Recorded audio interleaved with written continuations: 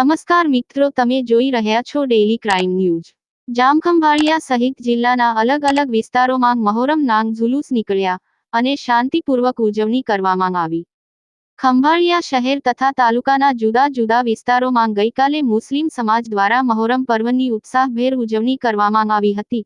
ખંભાળિયામાં મકરાણી જમાત, પઠાણ જમાત સહિતની જુદી જુદી જમાતોના કલાત્મક શણગારેલા તાજિયા પણ આવ્યા હતા, જ્યાં મોટી સંખ્યામાં ભાવિકોએ નાળિયેર વધેર્યા હતા, જેમાં સુન્ની મુસ્લિમ જમાતના આગેવાનોએ ચોકારો લેતા યા હુસેનના નારા સાથે નીકળ્યા હતા।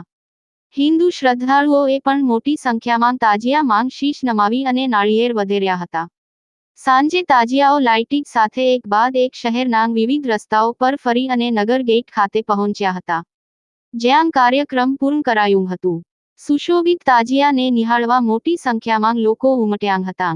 ખંભાળિયા ઉપરાંત તાલુકાના સલાયા, વાડીનાર, કોટા, આંબલા તેમજ દ્વારકા, મીઠાપુર વગેરે સ્થળોએ પણ શાંતિપૂર્ણ તાજિયા ઉત્સવ યોજાયો હતો। કેમેરામેન નૈતિક ગાવડા સાથે રિપોર્ટર ઉપેન્દ્ર ગાવડા, જામખંભાળિયા।